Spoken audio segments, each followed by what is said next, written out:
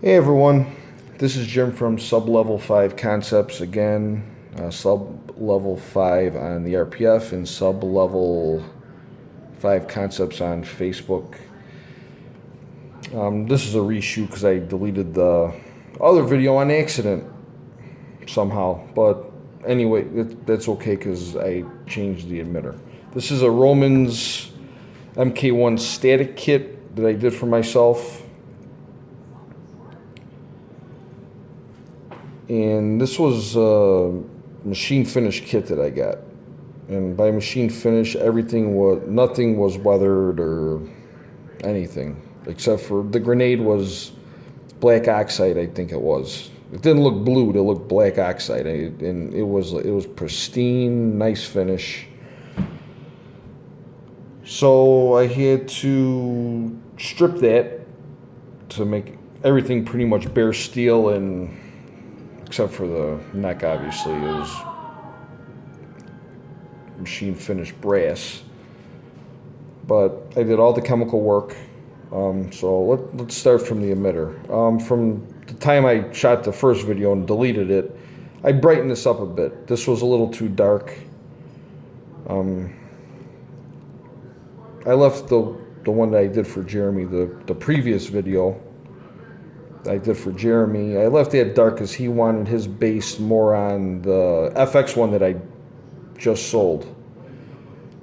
I did his weathering kind of in between the FX one and this one. So I left his darker. I had this patina real dark. It was Birchwood Casey super blued with a brown oxide that I used. I kind of like this a little brighter. So I took it down with some sandpaper, real fine sandpaper and steel wool. It's still got a little patina to it though. So this I took down to make it brighter. I heat blued the cone adapter, and I blued the inner part of the balance pipe to make it darker than the outer part, which is what I usually see in a lot of real parts builds and Chronicles photos. I based this on a lot of the real parts builds that I see on the RPF. I kind of base it on the real parts, not other Romans kits that I see. And I look at the reference photos from the Chronicles pictures, and some screen grabs and everything. But so moving down, this is brass black. I left the top part of the neck bright, like in a lot of the reference photos. I darkened this. I put a dent right here because that's kind of what I see in the Chronicles photos. Like, it's approximately down this line right here, the dent. And I added another dent down here for just to give it a more used, beat up look. And down to the grenade this is Birchwood Casey. When I stripped the black oxide, I dented it up a little bit. I put some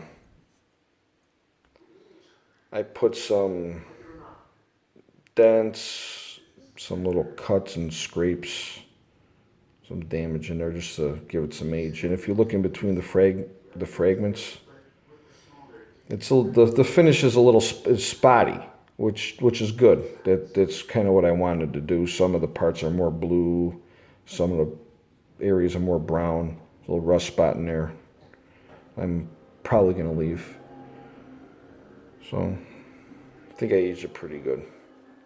Down to the clamp. This is a vintage clamp that I got just for this. The plan was kind of to do real parts eventually, so I was gonna stack everything on top of the real clamp and the Roman spacer. This is a Romans bubble strip. I have another calculator upstairs, Exactra 20, but I'm going to leave this for now because I don't know if I'm going to do the real parts yet. I might just keep it as a display. I have a dark light stand for it, which is pretty cool. I put the aluminum tape on, like in the Chronicles photos. I weathered it with some, to me, acrylics. Put a nice, I think it was like a satin lacquer over it, so to keep that in there. Got vintage transistors. I actually lacquered those so the marking, the writing won't rub off. I machined a washer for it. Got the brass screws, like in the Chronicles photos, and some of the real parts builds that I've seen. They're 180 degrees from each other. No cotter pin. I really don't like that, and I don't see that in any of the screen shots. So just in the Chronicles photos are probably post-production, so I think that's what that is, post-production photos. They probably added that after they shot the movie. The booster is weather dented, some cuts in there. I blued this with something different. I blued the booster and the inside of the balance pipe with I ran out of Birchwood Casey, so I ran down to the gun shop that was kind of close to my house. And they didn't even have Birchwood Casey. They had this stuff. G96, which I'll tell you, I got this from Romans today because they messed up at the machine shop, so he sent this separate. So I just got it today, and I ran out and got this because I ran out of the Birchwood Casey doing the grenade. So I put this in the baggie, and I put a drop of this on that bare steel, and it blew instantly. Not like a Birchwood Casey where, it oxidizes a little bit and you got to do it a few times to get a real deep blue. A drop of this turned this instant black blue. This is some good stuff. I don't think I'll ever go back to Birchwood Casey unless I want to get like I don't want to say a weaker blue to get a uneven finish like I do on the grenade. I might use that for that, but if I want to get a dark blue like on a booster to make it look like it's it is two separate pieces, but it had the same finish as a grenade before, and I really did not like that. So once I seen how black this got, I threw that in the bag, swished it around with some of this stuff, and it came out beautiful. And down to the pommel, it's just basic chrome upgrade pommel because that's what it is in the movie, not weathered or machine finish. I don't like the weather pommel at all from Romans. Got to get this one. Got to get the upgrade, and I put the scratch on it that I think is on there in the same spot. But that's about it. I think it turned out real nice. It'll go next to my vintage Graflexes.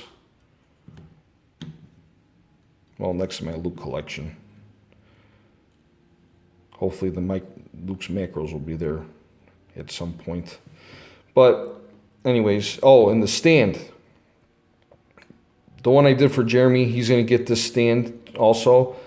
Well, his is going to be a little different. His is going to say sub-level 5 concepts underneath the Kenobi. But Darklight Customs, Victor Antonio's, he's going to be doing stands for me from now on for my builds. Whether they're static builds or custom FX builds. He's going to be doing, all my builds are going to come with his stands.